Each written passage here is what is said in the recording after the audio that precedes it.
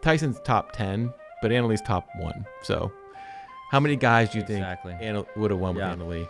So, no. With Ben being out. Yeah, really good question.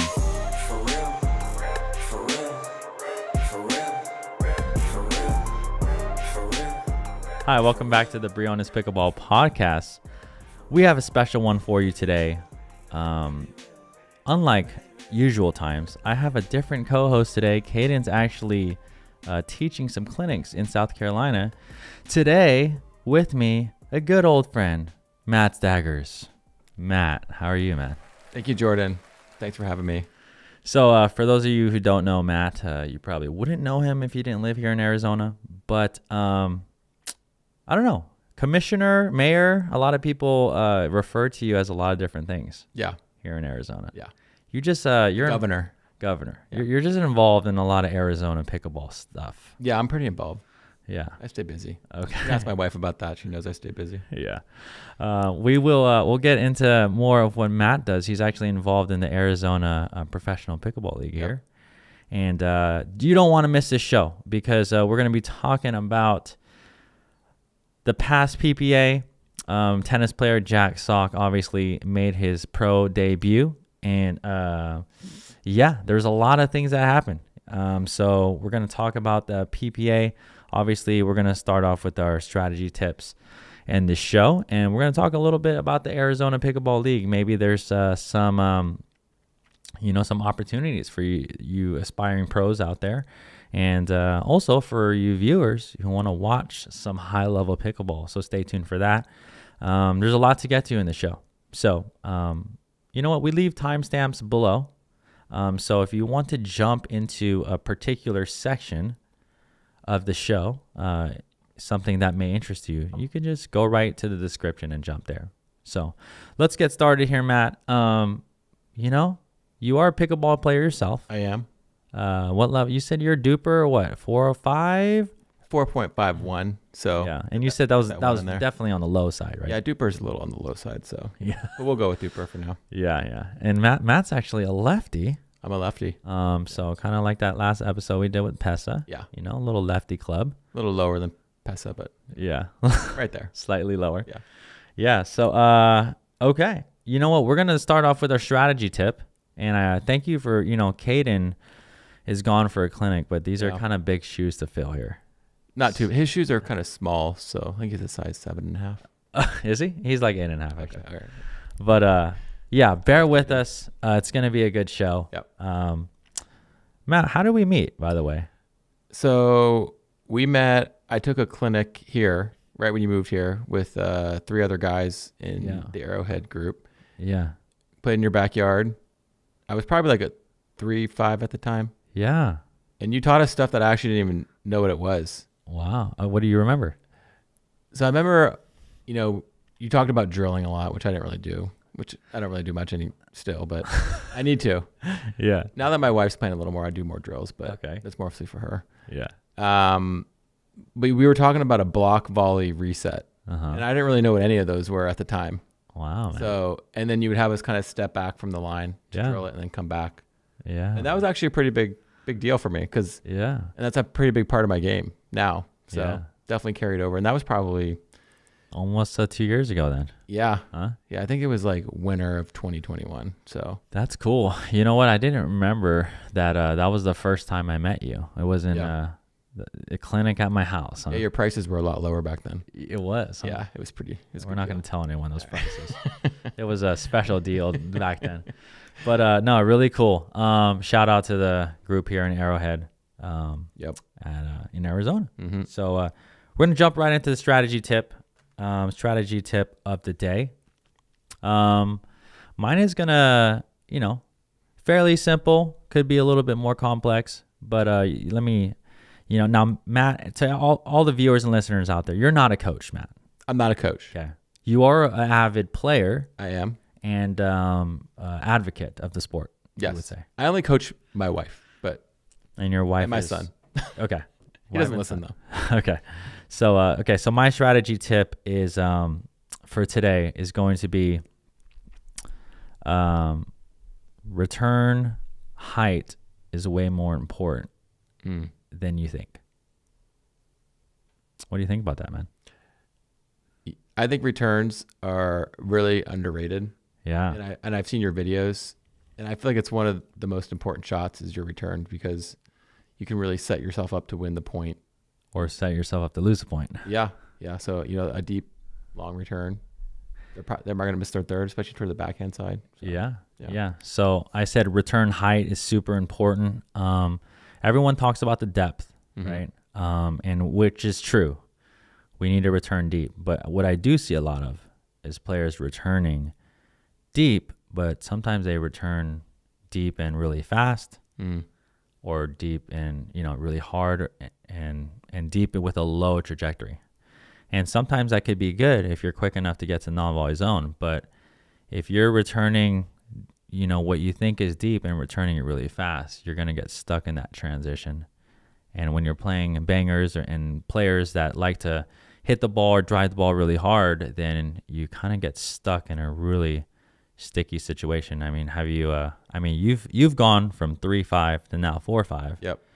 What do you think about what I just said, or what's your experience with returning? Yeah, so because I'm lefty, I've been stacking. I was playing a lot with my first partner, and I still play with him a lot. His name's Chris Chaka, and we were always unwinding stacks. Even at 3-5, we were doing it. Yeah, it was always super important. I didn't even know what I was doing at 3-5. I was just trying to get it deep and then get to my spot. Yeah, to guard the line, but if you don't get it deep and if you don't return to the side you're supposed to, you're going to get burned like every time. So a good return, especially when you're unwinding, is super key. Yeah. So what Matt's talking about here is obviously if you're stacking with a lefty, trying to keep your forehands in the middle. Yep. There's a lot more ground to cover when you return, because you actually have to, you're going in a diagonal manner up to the non-volley zone. So but height, again, super important. Depth is key. But I've even worked with players. Sometimes it's hard, obviously getting that deep return. It's hard at times. Even if they hit a really, really higher, shorter return, that still gives them more time to get up to the net. So anyways, that's my tip for the day. Matt, you have not a strategy tip. No strategy from here. But no strategy. He's not a coach. Did we cover that? I'm not a coach. Not a coach. Yeah. Okay. PSA. Matt, you have a recovery tip though. I do. So I'm gonna bring up a little picture here. Okay. And we're gonna something I've got into recently. We're gonna check it out. Okay, recovery tip. Here we go. Yep. What is this, Matthew? So this is my cold plunge that I recently bought and invested in because it was really helping me. I was doing kind of buy the Costco ice and put it in my bathtub. Oh, really? But that melts. Really? But that melts really quickly. You got to do it every day. Costs you like $10 a day. Interesting. So these setups, not the cheapest in the world, but if you are doing it and you feel the benefits, you kind of keep going with it. So I got this guy from a company out in Gilbert, Arizona called Desert Plunge. Oh. And they helped me with the setup. It's basically a 100-gallon cooler, kind of like a Yeti cooler, but it's called a Grizzly. Yeah. And then it has a 1/4 horsepower chiller on the side. So it can get down to about 39 degrees. I just set mine at 45. Got it. So for those of you out there, so we're talking about recovery here. Cold plunge. Explain it. Yep. Some people don't even know what the heck you're even talking about right now. Okay. So what is cold plunging? What are some of the benefits of cold plunging? Yeah, so I play pickleball with a doctor in Gilbert, and he has a court in his yard, and he had a cold plunge in his backyard. And so I kind of asked him about it, and he was like, I do it for recovery. He's in his 50s, and the guy's in great shape, has a six-pack. And he was like, I do it every day. Wow. I was like, wow. And so I didn't even really, he's like, just start with cold showers, see how it feels. Yeah. At the time, my elbow was bugging me a lot, so I was kind of willing to do anything. So I started doing the cold baths. The first time you get in, you literally hyperventilate. So, but you feel... What does that mean? Like hyperventilate? Your body goes into shock a little bit. So you start breathing crazy. You got to control your breathing, especially for the first 30 seconds. Yeah. Oh, man. I even listen to like a meditation. Yeah. Wim Hof. It's really good. Yeah. But I'd recommend that too for beginners. But, start at the higher temps, the high 50s. Really? Yeah. Okay. Because you get benefits even at like 58 degrees. Interesting. And do a couple minutes. even if you're doing a minute or two to start, you can build up. Right now I do 5 minutes a day at 45 degrees. And I do it after I go for a run, get a little sweat going, and then I heat up naturally because from the stuff I've read, that's a little bit better. Some people like to jump in a hot tub right away. Oh, really? Yeah. Okay. But for me, I feel like I get a little bit more benefit, and then it kind of keeps your body in that fat burning mode as long as you're recovering naturally. So I try to do that and just put get warm, put clothes back on, that kind of thing. Okay. So cold plunge. What are some benefits? Because I know you've probably read up on this, and so what are the things that it can do? Yeah. So inflammation, it brings your inflammation down. I was having a lot of pain in my hips and groin, especially if I was playing in tougher games. The next day I'd be really sore, just kind of walking a little gingerly. But I want to play the next day. So I wasn't able to play the next day for the most part, I would say 8 months ago. And then I started cold plunging pretty consistently last November. Wow. And then since then, I don't play every day, but I could play every day because my body just feels so much better.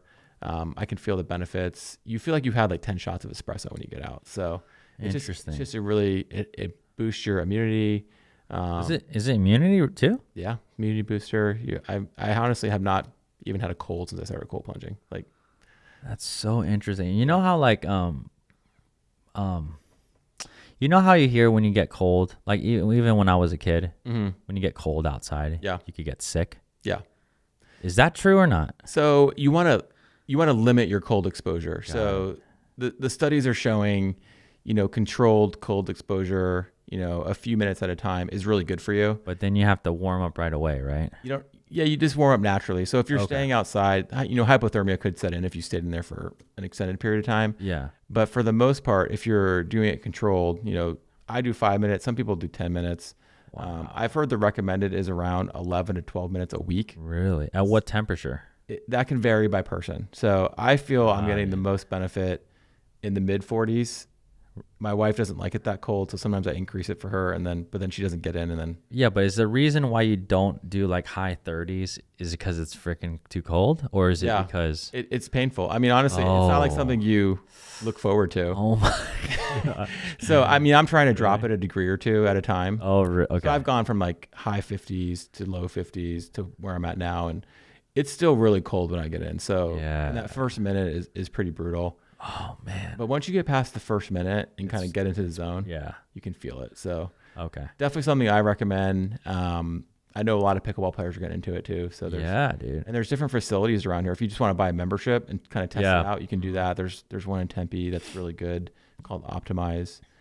So this is my setup. I feel like it's worth it because I'm using it every day, but I'm gonna have to look. You need to come over. That, dude. Yeah. What's the dimensions there? So that's 100 gallon. No, like feet. Is it only like a couple feet, 3 feet wide? It looks like maybe, or 2 feet wide maybe. And then it's probably about 4 feet wide.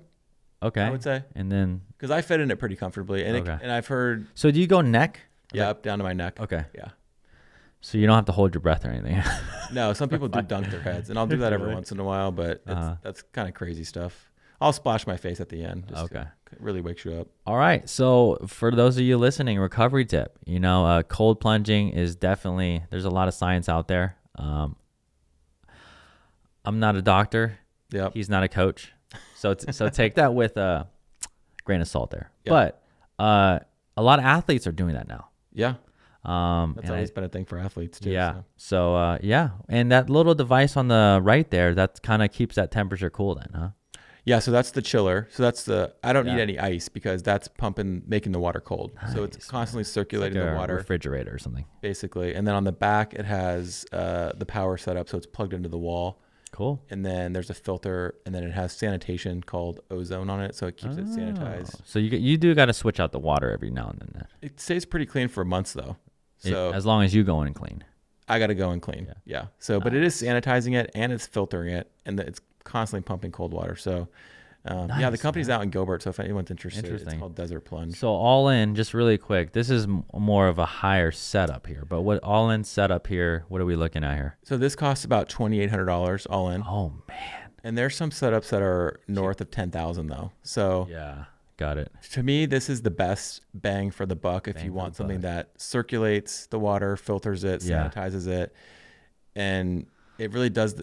The cooler's so insulated. That's what was so great about it, because I keep it in my garage because I don't want it in the sun. But if you had a shaded area on your porch, you could do that too. Dude, I'm gonna have to look into this. But man, other thing too I've heard about cold plunging is it's uncomfortable, right? Yeah. It's not great. No, it's not like going in a hot tub where it's like, oh. Yeah, it's not like you're looking forward to it completely or entirely. You look forward to the feeling you have after. Yeah. So what I've heard some people say, like, it's just doing something really uncomfortable, but it kind of sets the tone for your day. Like, because you're doing that, it's like an accomplishment, Yeah, it makes you mentally tougher for sure. Yeah. Because you do feel like you kind of check some box. And I'd like to do it in the morning before like the day gets going. Like I get up pretty early, go for a run, and then. And it really, I could imagine, because it's so freaking cold, but you basically, if you're tired, or like let's say you didn't get that much sleep, I mean, that thing you said just wakes you up, right? Yeah, there's been a couple times especially if I've played like a cash game or a tournament, and it was like, man, brutal day. I'll go in twice that day. Like I'll go in morning and then night. And I will say you sleep really well when you go in later in the day, because you're kind of getting your core temperature down. And I think most of us like to sleep with the air being cold. You drop the AC in your room, but this kind of gets your whole body into that feeling. So you definitely sleep better. And then once you kind of stop the cold feeling, you just kind of feel at ease. All right. Yeah. Well, if you're a cold plunge company out there, feel free to reach out to us. Yeah. We have a sponsorship form, that you can fill out. And we'd love to share the benefits. But currently, give it a try. I'm sure that in your area, there's a place to go. Thanks for that recovery tip, Matt. You're welcome, Jordan. I'm definitely gonna, dude, I'm gonna have to come over. Yeah. It looks cold though, so. You can come over. I'll let you try it. Yeah. Okay, so we're gonna hop right into, we're gonna talk a little bit about the Arizona Pickleball League, because you, Matt. Yep. Then, so stay tuned, because then we're gonna jump right into the PPA, a whole bunch of other things like that. Again, like I said in the beginning of the podcast, Jack Sock made his pro debut. We're gonna get to that, but for the Arizona Pickleball League, Matt, you are a GM. Yep. Of the Tempe Tornadoes, and for those of you who have been listening to the podcast, Caden's not here today, but he is playing in that league. Yes. And he's on the Scottsdale Scorchers. But actually, the Tempe Tornadoes are the only undefeated team right now. We will be the only undefeated team because we just beat the last undefeated team. So, we're 4-0. Well, you will until the playoffs, yeah. Yeah. Okay. So, why don't you tell me, like, how's that going? Because we're always we actually break down some of Caden's matches on the show. Okay. And I mean on the Briones Pickleball channel and stuff. But how is it going? And I don't know, like what can you tell me about it? Yeah. So my team is the Tempe team. So every team has 2 guys and 2 girls. My 4 players are Dana Rogist, Simran Gonzalez, Craig Johnson, and Kyle Kazuda, that pickleball guy. So I have a really solid team. Yeah. They're undefeated. We have a very strong team. As a GM, you are responsible for maintaining the team, and if there's changes that have to be made, you have to do that, which can be tough. So I haven't had to do that, which is a little bit of a perk. But some teams have had 2 players get dropped. I think that's the most. But I have the only team that's undefeated, had no changes. So we're pretty excited. And then we secured the number 1 seed for the playoff. There'll be a 2-game playoff starting on May 23rd, and then May 30th is when we're going to play next. So we'll play the number 4 seed, which we'll know more after the May 9th match, which is tomorrow, who we're going to play. Okay. So the Arizona Pickleball League, they can check that out at where? Yeah, ArizonaPBL.com. And if you're a player, I would say our target player range right now is someone that's doing very well in 5-0. Yeah. Like you're medaling constantly or winning constantly. And then you jump up to pro and maybe you're struggling in the main draw, maybe get 1 win, but So this league, again, created by Patrick and Ashley, right? Patrick Sullivan, Ashley LaRue. Shout out to Jigsaw Health. They're there at the Orchard.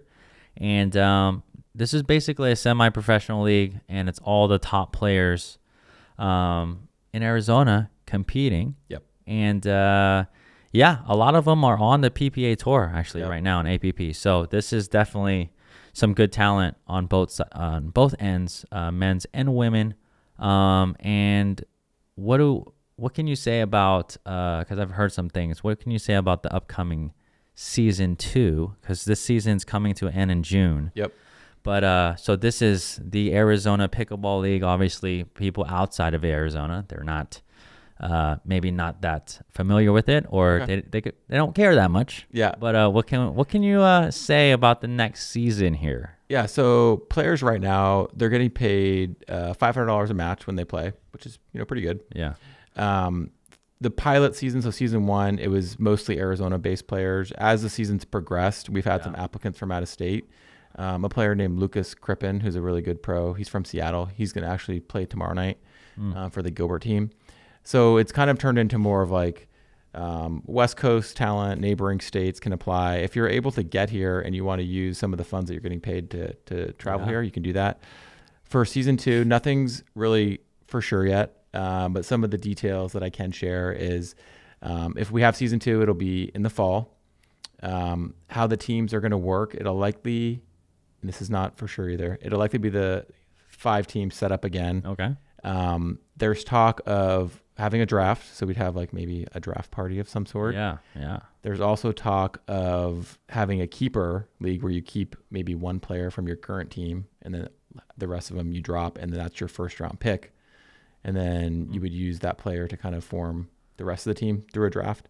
Okay. And then there's talk of keeping the teams as is, which who knows if that'll happen. I have the best team, so I'm not super opposed to that. But I can kind of see the draft route probably happening because it would make the teams a lot more fair. Yeah. And then if we have some applicants from out of state that do want to apply, you can go to ArizonaPBL.com. There's a player application there. Like I said, if you're doing well in 5-0, playing a little pro, that's like the ideal person. So if you're looking to play and make some money, it's a good way to do that. All right. So if you're an aspiring pro and trying to get in the pro scene and just kind of get recognized maybe by trying to pick up some sponsors and things like that, Arizona Pickleball League may be for you. So people from out of state, if you're kind of on the border of Arizona, you might want to check this out. So and it's streaming on Pickleball Channel as well as Orchard Pickleball on YouTube. So it has 2. Yes, that's big. So last week was the first time it streamed on Pickleball Channel, and I think got over 10,000 views this last week. No, that's really good, man. Yeah. Okay, shout out to the Arizona Pickleball League. Now we're gonna hop right into a question from one of our viewers here, and I usually ask questions here, Matt. You're not a regular here, okay? But we usually get some questions in from some of the viewers and listeners, and this is one here that's a really interesting one. See what you think about this. It says, "Hello, I am a Miku." Okay. M-I-K-U. Would you say Miku? Miku, yeah, that sounds good. Okay. I'm a tiny and skinny 60-year-old ish, 40-ish Asian. Okay. Thank you. Tiny and skinny. Who I think lacks power and stability in each of my shots, especially swinging volleys. I have also been having an elbow pain for a long time. That's something actually you dealt with, right? I did. Okay. Yeah. I love my double-handed backhand swinging volleys, so I wondered if I could also do the same with 2 hands on my forehand side. I have been practicing and liking it. Definitely provides more stability and more power using my left hand, and it makes it easier for me to involve my core. Interesting. But my coach thinks it's a crazy idea and said there's no such thing as double-handed forehand in pickleball, and I did not find any instructions on this shot. Do you haven't heard of that? Yeah. Do you think this is worth it for me to develop and master the shot, or do you agree with my coach? By the way, I do kind of like to do forehand drops and dinks with 2 hands now. And here's the kicker. When I do it, I don't switch hands, meaning he keeps his left hand on top of his right hand as a righty on both sides. Okay. So initial thoughts from the not a coach, Matt. Yeah, the tiny and skinny. Miku. Yeah, Miku. I would say I haven't seen anyone do a two-handed forehand at any level I've played. Yeah. Okay. And so I'm not a coach, but it doesn't sound like something that I would recommend. Okay. What do you think? Thank you, Matt. Thank you for your You still have my cold plunge up there. Thank you for my or for your in-depth analysis. You know what, this may be a sponsor, so we're gonna leave it up there. Okay. Thank you. So Miku, a couple thoughts I have here. We don't see that much because I think just technique wise, you probably could develop. You should be able to get a lot more power with your forehand if you develop it right. Now, if you're having elbow problems, I would start there on rehab and trying to meet with a PT, cold plunging, something to get that figured out. So, the thing about the two hands on both sides, I would say your reach is definitely going to be limited. And I should have a paddle here, but if you are kind of have that left hand on top, you know what, if that's, and I, as a coach, as a good coach, and as a coach that's always looking at different avenues and things like that, I would say that if it's working, then maybe I would actually have to see it, but I could guarantee that you're going to be limited on a lot of different shots as you progress. So, you said you're a 4-0-ish player. Again, with two hands, it's going to be hard to hit top spin with that left hand on there. It's going to be maybe harder to slice the ball. It definitely, you're going to have the stability, and it's going to take some pressure off that right elbow. But I think for now, so I'm just trying to think for me. Like if I was in that situation and it was hurting, I would probably just go left-handed, or I would probably do what he's doing. So I don't think it's an end-all thing. Miku, I think it's good to practice now. So my answer would be try to rehab that, because it's good to have a strong, powerful one-handed forehand. But doing this way isn't wrong. I just think you'll be limited in certain facets of the game. Yeah, I think for the tennis elbow, because I had that happen to me about, I think end of last summer, where I was using the Yola Hyperion, the Ben Johns one, and it was really head heavy, and so I was getting a lot of elbow pain. I ended up switching over to the Vision, which was a little more balanced for me, but I went to a PT, did some of the recommendations like massaging the tendons really deep. Okay. That is when I started cold plunging too, and I also got a kettlebell, and there's some good exercises you can look up on YouTube to some swings, because you really want to build up those tendons, muscle. Right? Yeah, that muscle right there, which is what gets aggravated when you play pickleball. So, Miku, that's what I would do, and I would go back to the one-handed forehand, like Jordan said. Okay. Well, again, Miku, check out those things, and one thing, last thing I can mention. Hopefully, you're working with a really good coach, but when it comes to elbow problems, the first thing that I look at is technique. If your contact is like super late, or you're jammed up a lot when you hit it, or you have some sort of kind of weird thing going on with your technique, that definitely puts extra strain on the elbow. So that's something that I would do.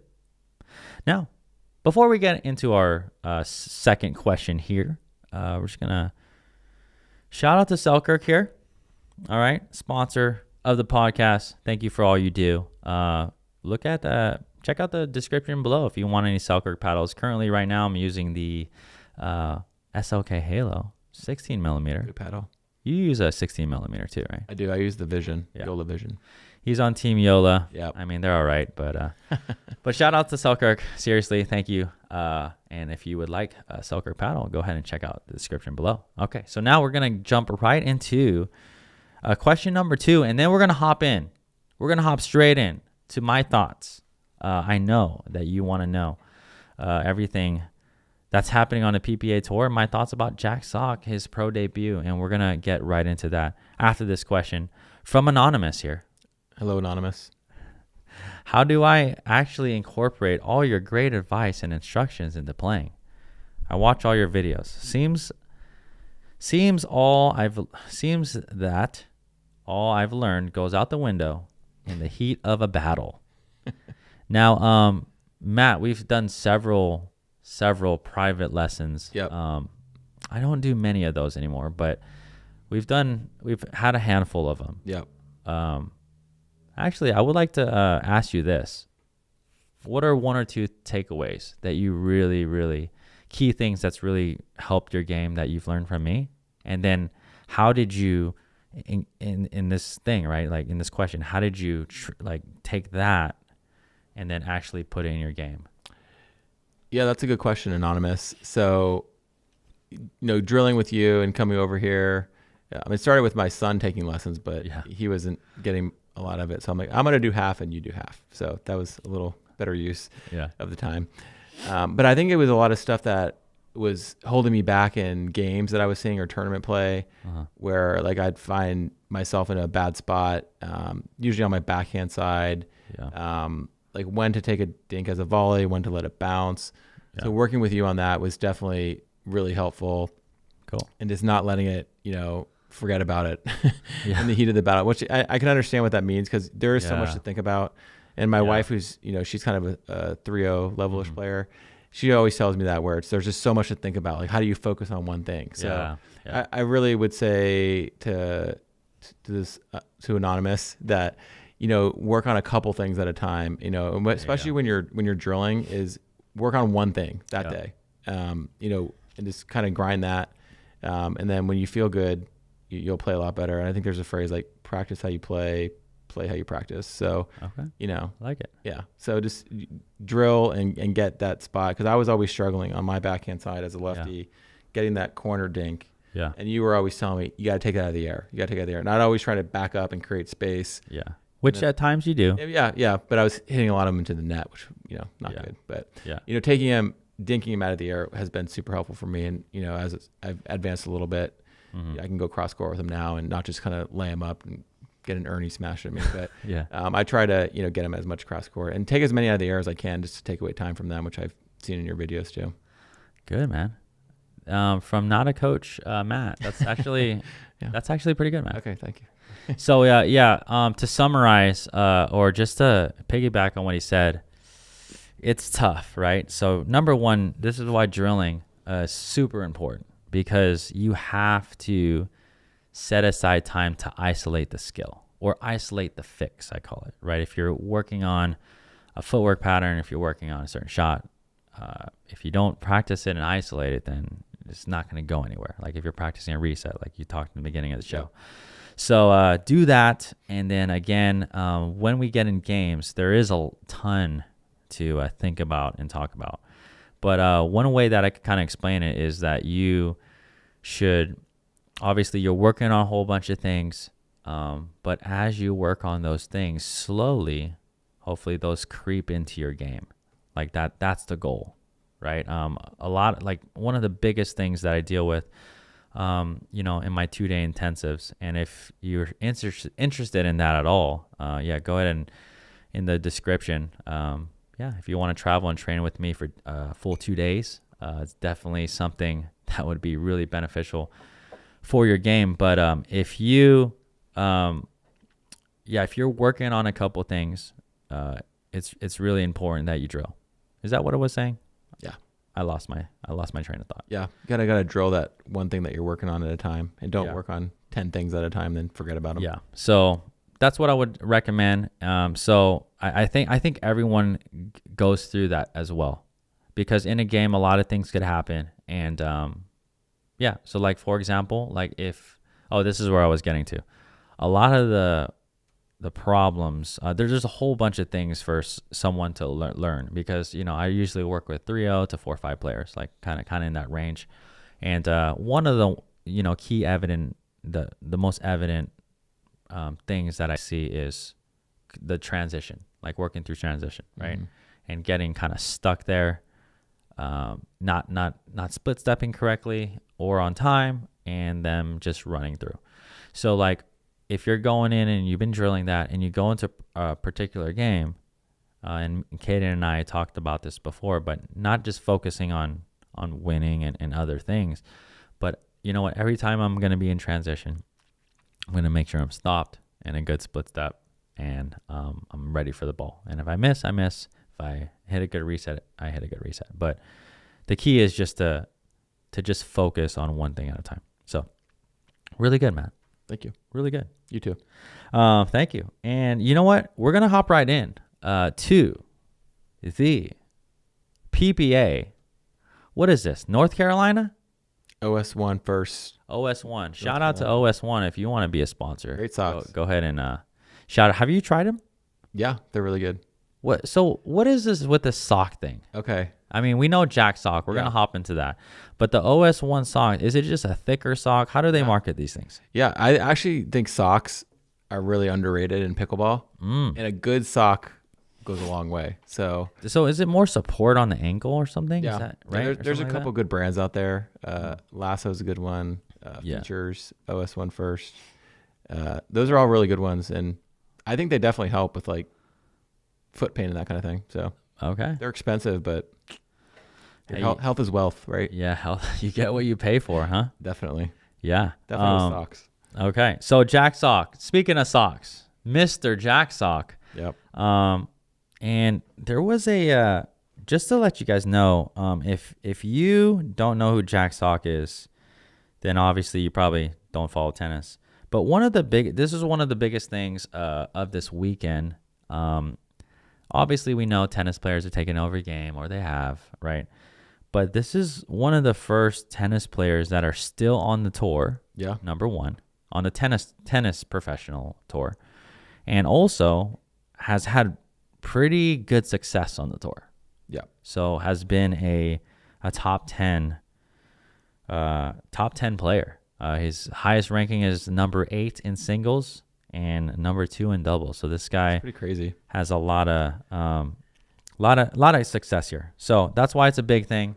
Shout out to Jack Sock. So he played singles, doubles, and mixed doubles, and we're gonna just hop kind of right into kind of his run here, and let's just see this. We're gonna hop right into singles here, and this was his first event. And you know what? I made a couple comments on Facebook, and people get heated over there. But I just said, you know what? Jack Sock's a beast, man. You were quick to He's the real deal. Post that. Well, even before Vegas, I mean, you've been early on him. Yeah, I've been early on him on the bubbly in Vegas. He did a little pro-am thing, and I just see the skills. But one thing that I didn't realize, okay, so disclaimer here, it is not like Jack Sock kind of just ran onto the scene. He has actually been playing. Okay, I've got some other information. Okay, he's been playing here and there, but he's still playing professional tennis. So it's not like he's training full time for this. But I gotta say, to be totally honest, I think this is a great first showing here. So he's ranked 20th seed coming in. Wins first round against Anton Goots. Yeah. And then he plays a guy who just almost skunked James Ignatowicz. Yeah. Now, I didn't see that match. Yeah. I don't know. Did you? I don't think they aired that one. They didn't air it, but thankfully for James, they didn't air it. That's what he said in a post-match interview too before. Yeah, thankfully that didn't get aired. So a qualifier came in and beat James Ignatowicz, one of the top singles players, 11-2, 11-0. Yeah. Then Jack Sock beats him 11-2, 11-2. Yep. So I did see that match, and Naveen Beasley, you can obviously see I train singles, I coach singles as well as doubles, so you can see he's definitely a really great tennis player, and he has great shots. But Jack beat him, and then Jack beat him, and then he hops right into Jake Kuzmiter. And again, looking at Jake's game, you probably don't watch that much singles, Matt, right? Because you don't play. I do like watching singles. Do you? And I know Sock from the tennis days. Like, if you haven't seen Sock play tennis, like, go to YouTube and put in Jack Sock tennis highlights. There's like a 30-minute compilation that's like crazy good. You watched tennis? I watched tennis. Yeah. Did you? Yeah. I didn't know that. Yeah. Okay. I enjoy tennis. I'm mad at my parents for not putting me in tennis lessons because it would have benefited me now. Probably would have been a 5-0 by now, huh? Duper 5-0. Yeah. Yeah. For sure. But so Jake, one thing I could say about him, Jake's good. Dude, his game, honestly, he has like a top 10 game. Yeah. I mean, by watching this kid this weekend, Jack Sock played him well, and it went to 3 games, and he lost 11-7 in the 3rd game. So, obviously, a lot of people are going to save their bodies here in PPA and not going to play the back draw. What are your thoughts about that? Caden and I have talked about this several times, but so when Sock lost the quarterfinals to Kussmeiter, he didn't play the back draw, which I'm okay with. I don't have a problem with it because if the PPA is not going to let you get a medal if you lose before the semifinals, then why would they?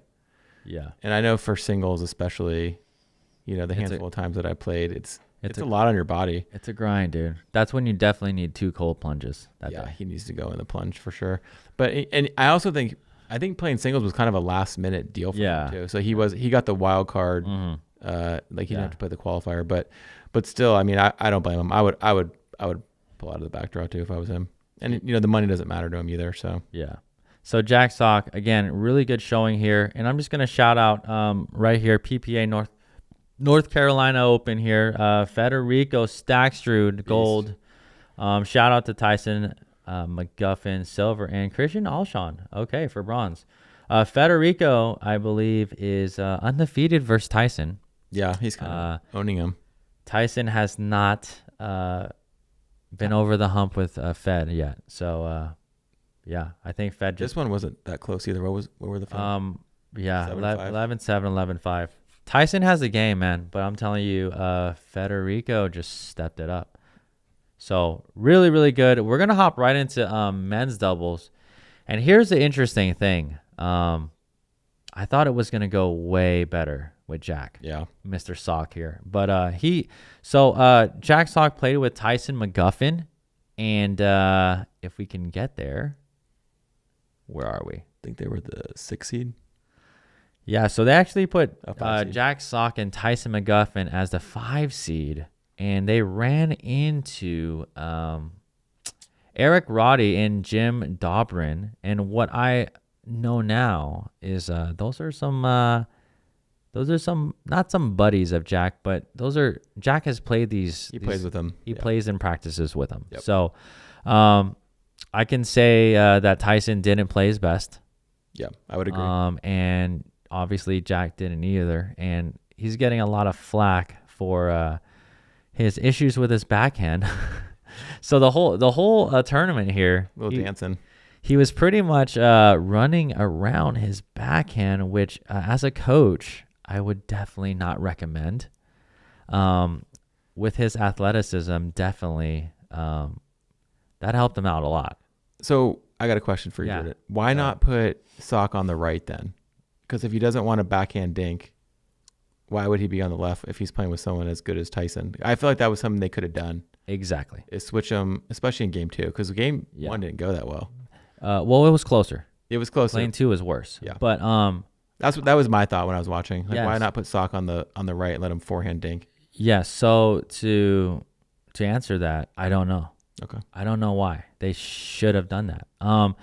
Now going into it, I'm sure Tyson knew that Jack Sock's forehand was the strongest and wanted to put in the middle. That's how he won mixed, and we'll get to that. But yeah, it was kind of a big liability there. So I don't know. I think that's something that they definitely could have adjusted.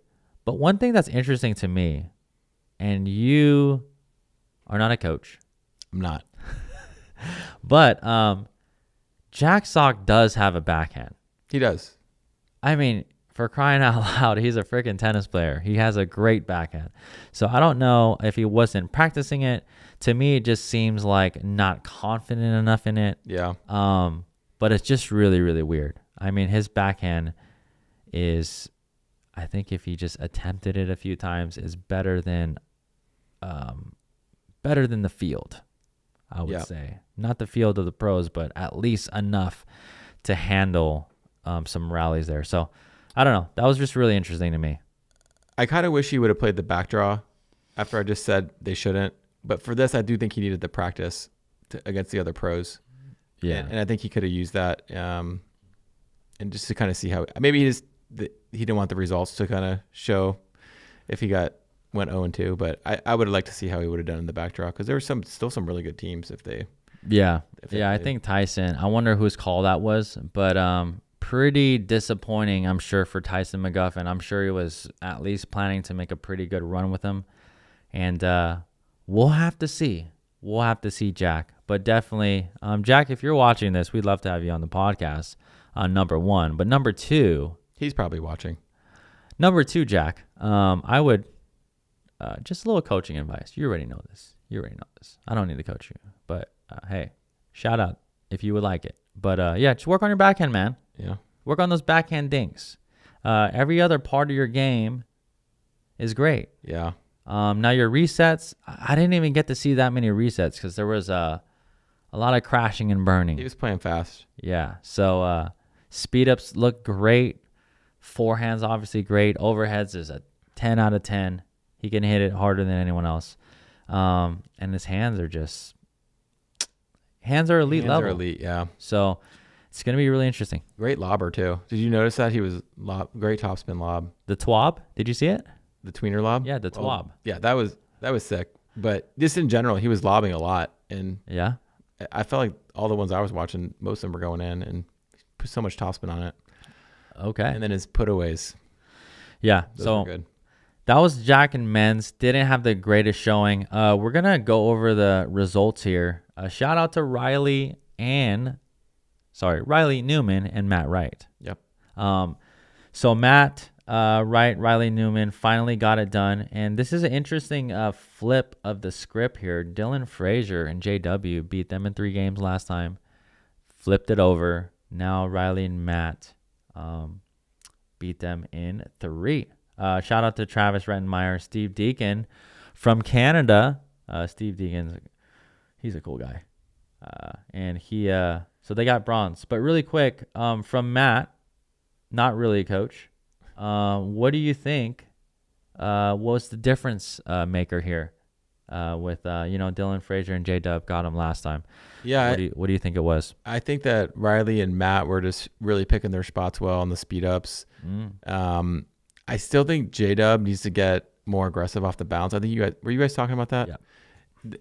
He would it would take him to a whole nother level, I feel like. I mean, he's already incredible, but he was doing it more this tournament. I did see him do it a few times, but I think he needs to start adding that to his game, and that would really take them up a notch, because when Ben and Colin are playing and then it's Riley and Matt, they're going to have to mix it up to get that gold spot. But okay. I thought Riley played really well. Yeah. And then J-Dub and Dylan wasn't their best game. And I really like watching both those guys play. And I'm always rooting for those 2 guys. So yeah, a little disappointing, but yeah, they'll be back there. But J-Dub, if you start speeding, if you're watching, he's probably listening. Yeah, so. he's probably listening. So I would probably make more attacks off the bounce. I'm not a coach, but yeah, not a coach, just an observation. But yeah, took the words out of my mouth there, Matt. But what I would say is, so I watched pretty much the entire match.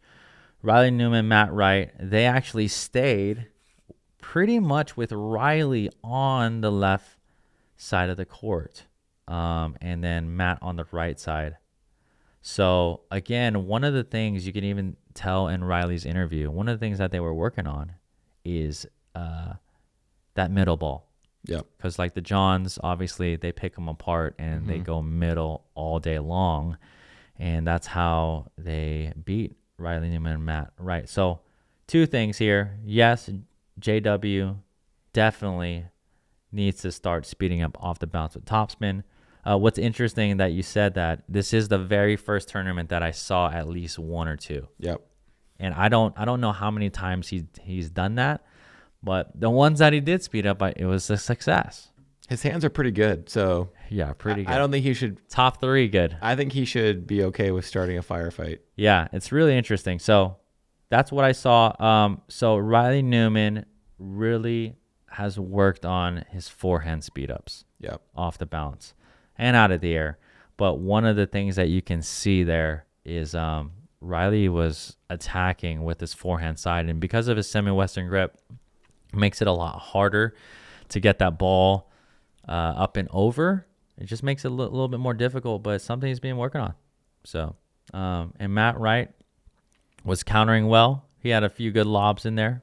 You know, Matt Wright, I might put him as the number 2 lobber in the game after seeing just consistency. Yeah.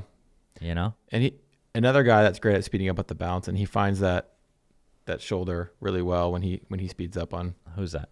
Matt Wright. Whenever he speeds up on the right side, he takes the ball off the bounce on his forehand side. And I know. So yeah. So his speed ups were on point. Riley's speed ups were on point. That's just tough to deal with. So that was men's dubs. Obviously, Ben Johns was, I think he's at his little pickleball getaways, Costa Rica kind of thing. So, everyone had to pass this tournament here. I heard he doesn't like playing indoors. So that is true.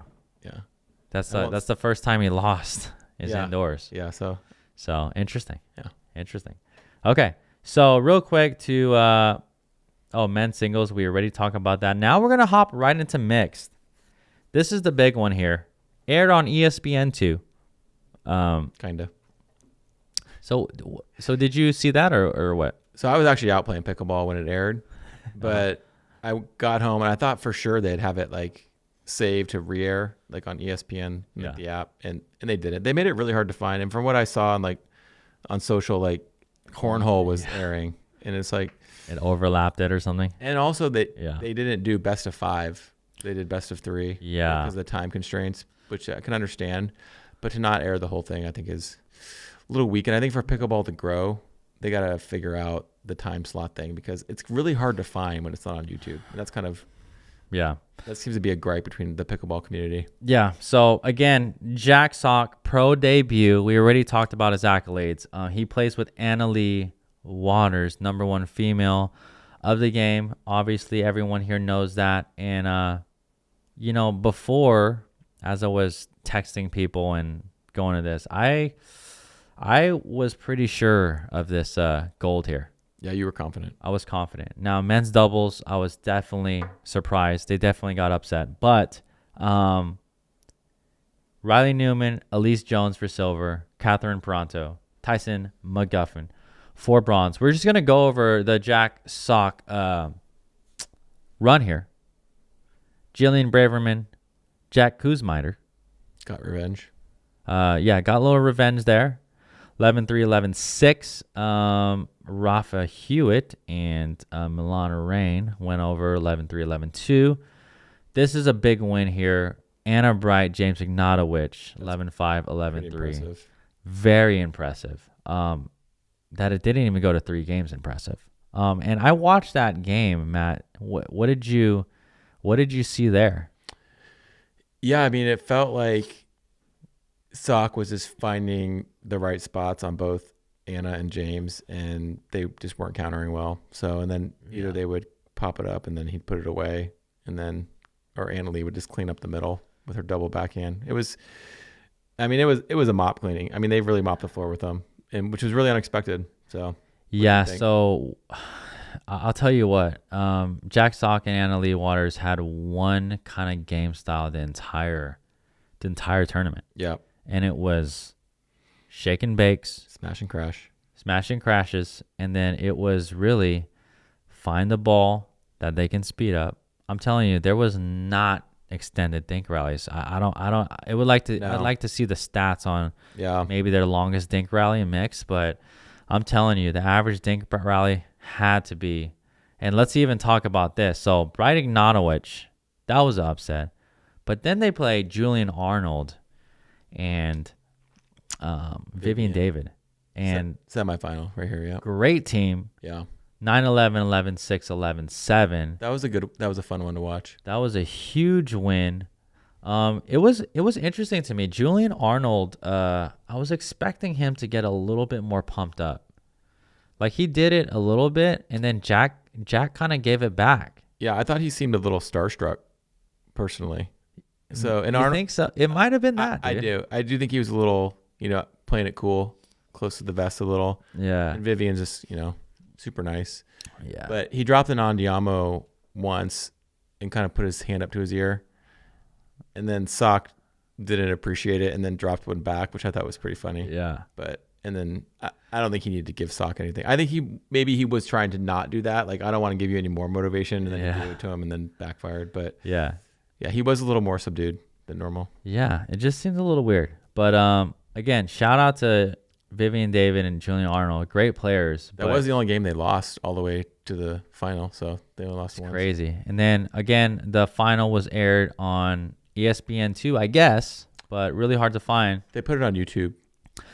They finally did. And then just to go quickly over Elise Jones and Riley Newman's run. I mean, they played some great teams. They had a couple 3-gamers though. Yep, they had to go. They had to go through the Johnsons. They went through McGuffin and Peranto, and then they went to the finals and a couple other teams in the first and second round. But so it did go 3-11, 11-2, 11-3 for Waters and Jack Sock. And what's the interesting thing is were you the one who said as soon as they lost the first game, you thought it was done? That wasn't me, okay. But it didn't look very good for them. But they did make a really good adjustment, and they were going after Elise a lot more in game 2. For some reason, Sock was challenging Riley, I thought, a little too much. And then that was a good adjustment though. And then clearly, Elise versus Jack's gonna go in Jack's favor a lot. Yeah. So if you watch this final, it's really interesting. I mean, you would think a mixed doubles PPA final, the dinking was almost non-existent. It really was. And it'd be interesting to just know their longest dink rally, which was probably could have been less than 10. Oh, for sure.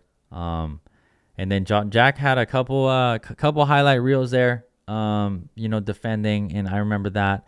But the other thing is, I mean, basically it was Jack speeding up, then Anna-Leigh crashing, or Anna-Leigh speeding up, Jack crashing, and that just worked for them.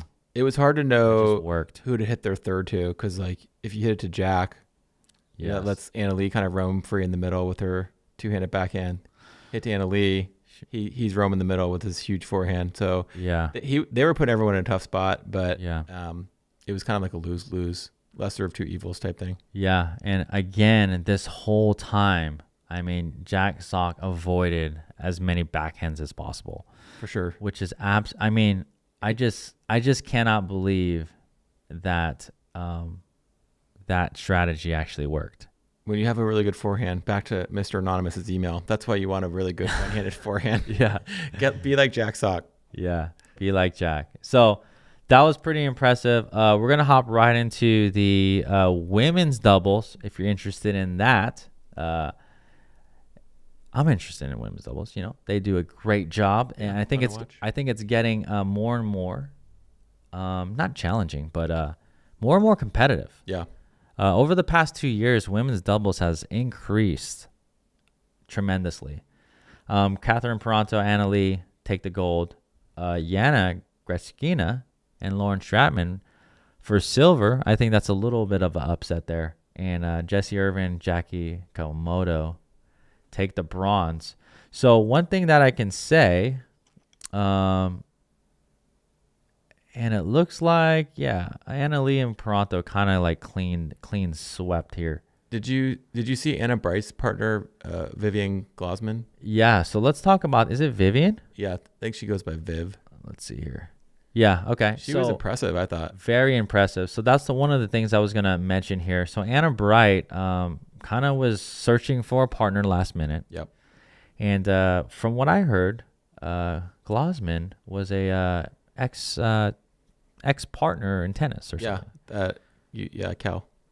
University of California. Anna Bright played at Cal? Yeah. Are you sure?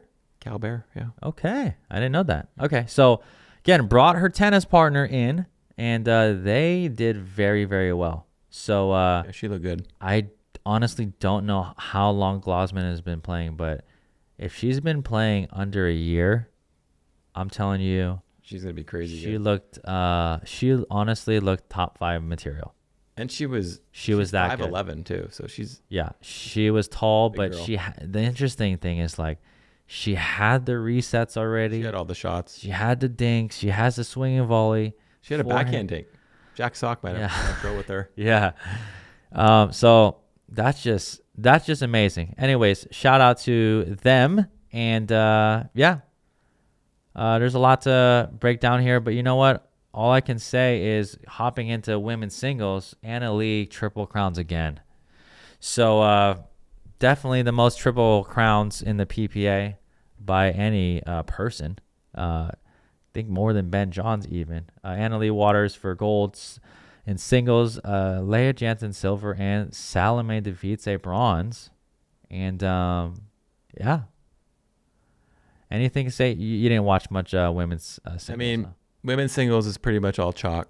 Just Leigh, Leah. This one could use a few wild cards in there. Yeah. I wouldn't mind seeing that. Yeah, definitely. There's definitely the same women that are kind of meddling there, switching back and forth. But it's tough. Leigh is man. She has no competition right now. Dominant out there. So I do have a question for you. Yeah. Back to mixed doubles. Sock got to play with the number one female. So how many of the guys on the men's side would have won this tournament with her? Because Jack didn't get Tyson's top 10, but Annalie's top 1. So how many guys do you think would have won with Leigh? So with Ben being out. Yeah, really good question. So I think you asked me this before the show, and I said maybe top 5. Top 5. Maybe 10, but let's go down the list here. So Matt's question here, who's not a coach, is how many people, if Jack Sock didn't play with Leigh, could Leigh won with Ben Johns being gone? Again, with Ben Johns being gone, it kind of leaves it open. Obviously, Ben Johns and Leigh play with each other a lot, and they're dominant for sure. So Riley Newman, obviously, yes, check. He would have definitely won with Leigh. I would say JW. Yep. But he would never play with her because he's playing with Georgia. They won together last year. Actually, Ben was out on another pickleball getaway. Interesting. It was the one in Orange County. Okay. So JW. I think I'd put Matt Wright. Okay. I put Matt Wright in there. I don't know if he'd be on my list. I'd put Dylan on there, I think, maybe too. Maybe he'd be on there. Just Matt Wright has good. He just has good court. He has pretty good mixed. I would. Okay, so this is where it gets tough. Ignatowicz. I would say iffy, but yes. Then how about Arnold? And then Julian Arnold. Would probably be my, kind of on the borderline, but yes. How many is that already? 5? I think you're at 5. And then I would say, how about Tyson? That'd be an interesting pair. I couldn't count Tyson and Leigh out, so I would have to say yes. And you know what? I would add 2 more here. I would just actually add one more. It's Deckelbar. Okay. Yeah. And then everyone else, it would be a toss-up. Yeah. But basically, at the end of the day, my thing is that, yes, Leigh, as dominant as she is, because she's separated from the field right now, probably the 5 to 7. It's pretty crazy. Now, if Ben Johns isn't there. Yeah. I think it'd be really tough if Ben played with somebody else. You saw at Nationals, Ben played with Taranto, and Riley played with Leigh. I did. It was 11-3, 11-0, 11-3. I did. So now if it's Riley Newman and Leigh, I maybe would take them over Ben. Over Ben in the field. I would have to see. But one thing that you have to understand is, like, if it's not Riley, right? Yeah. So all the other guys we mentioned, and then it's, let's say, Ben, John, and Catherine, or Ben and someone else, it'd be really close. All right, here's my idea. Hear me out. I think it'd be really close. This is a made-for-TV event. Okay. You get the top 5 guys and the top 5 girls, rotating partner round robin for points. There you go. $1 million for first place. Who says no? They're all going to come. Yeah. And see who they all get to play with Leigh. So I would think so let's say 5 guys, 5 girls. Yeah. So and then Sock's in there. So Sock would be in there. So Sock. Well, he get. Oh wait, so it's all mixed. It's all mixed. Oh, all mixed. But everyone gets to play with Anna Leigh. So then it's like, well, how good are you? Like, oh well, Ben would win it. I don't know, Riley. I'm pretty sure. It would be a tough one, but I think if I had to make an educated guess, I would put Ben winning it. A close second, which could still win it, maybe Riley, but okay. But that's tough, man. So the five That's guys tough. I would invite, if this is my event: Ben, Yep. Jack, Sock, Riley Newman, J-Dub, and Ignatowicz. Yep. The girls I would do Anna Leigh, Anna Bright, Georgia Johnson, Parento, and then I like Andrea Coop. That's who I would pick for my fifth. Okay, not bad. I think there's some other ladies that could go in there, but And they all could play, and they all like mix. Then, Yeah. So I don't think I would put Jack Sock in. no, I'm saying As I a- know, but he just won with her. So like, Yeah, like, I see. everyone's saying like, okay, well, how good are you? You just played with the top girl, so Yeah. I don't know.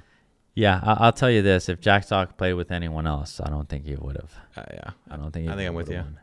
But It's still yeah, impressive. man, very very impressive. He never even played 5-0, so Yeah. skipped it Straight to pro, straight to pro to pro. road to pro. So what else you got there, Matt? That was pretty much it for that. I was more of like watching it, thinking Sock is awesome, and I Yeah. love Sock, the tennis player, and I think it's cool that he can come in and dominate like this. But Yeah. Ben wasn't there, and how many guys in that spot get Anna Leigh as their partner? Yeah. And that's Almost nobody. pretty much nobody. So Yeah. So that just goes to show you again, Anna Leigh's dominance, I think, is we may not see this for a long time. So Yeah. we got to enjoy it while it lasts. And she's only 16. That's an interesting thing. It's going to be interesting to see how far this goes with her. I mean, in prime years, gosh, I mean, you can say she has 10 more years or more. well, I mean, Deacon's know? 49, and he's winning. He's Yeah, got third, so- so maybe 30 more years for him. Yeah, it's going to be interesting to see where Anna Leigh goes with this. Definitely for the ladies, for those tennis players out there, and maybe non-tennis players. But if you're, I think it'd just be interesting to have some competition. So hop on over. Yeah. Jack Sock setting the example. Going back to Jack, one of the things that he said in the interviews. Oh, that's a thing that we could talk about. Oh yeah, the What- interviews. One of the things he said in the interviews, though, is he didn't want to kind of bridge the gap Oh yeah, I saw him say between tennis and pickleball. And obviously, a lot of tennis players are mad because of the pickleball thing. Pickleball players kind of have a thing against tennis players. We have a little too. Yeah. But coming from tennis, I understand. I understand both sides. I think Jack is a good segue. Yeah. It's a good segue for both. And do you know who Nicholas Kyrgios is? Oh yeah, I love Kyrgios. Yeah. So another tennis player, but recently he did tweet kind of congratulations or something along the lines of he was supported of Jack Sock's victory. He'd be fun. And I would love. I honestly think they should do a Kyrgios and Like a doubles. Sock, maybe exhibition. Okay.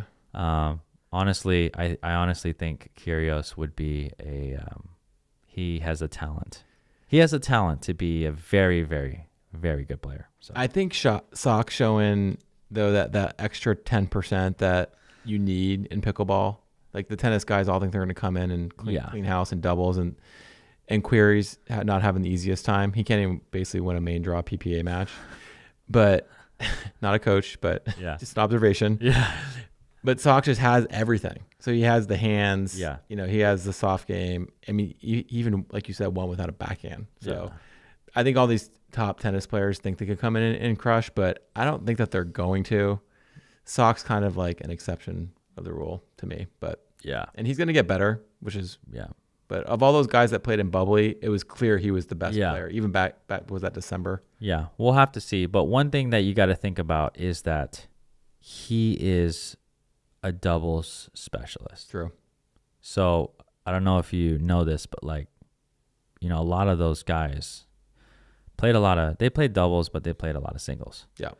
So if you have some top doubles tennis players coming in, I think you're going to see the same kind of thing. But I don't know. I want to see it. I want to see the Bryan brothers come Yeah, it's going to be interesting. I've been saying that the longest. That's one of the matches I'd actually pay to see. I would like the Bryan bros to train for a couple months and play the Johns or something. There should be a little bit more money in the pro matches, I think, and then you'll see it. But I think right now that's why they're Sock did it for fun. Yeah, and he loves the game. He so loves it's really cool. Yeah. Last couple things here. We saw a little challenge with paddle challenge. Yeah. With Matt Wright. Matt Wright. What'd you think? What happened there? What'd you see?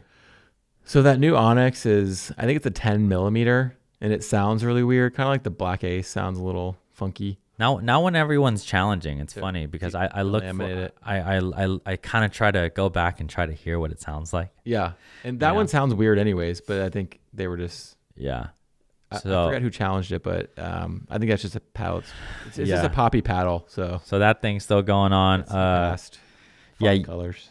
Yeah, you saw the Leigh and Anna debacle. At the end, little cat fight exchange. Yeah, I don't know, cat fight exchange. Little words exchanged. Yeah. So after the match with Jack Sock and Anna Leigh Waters versus Elise Jones and Riley Newman, she came up and said, "There's a lot of. I'm sure there's memeage going on. I'm sure there's I don't know what was said there, but Anna Leigh said in her post press interview that it's just a little misunderstanding. So okay." Anna Leigh said, "I never said that." You could see that part, but you couldn't see what Elise said. So although Sock's face looked a little embarrassed. Look at So shocked.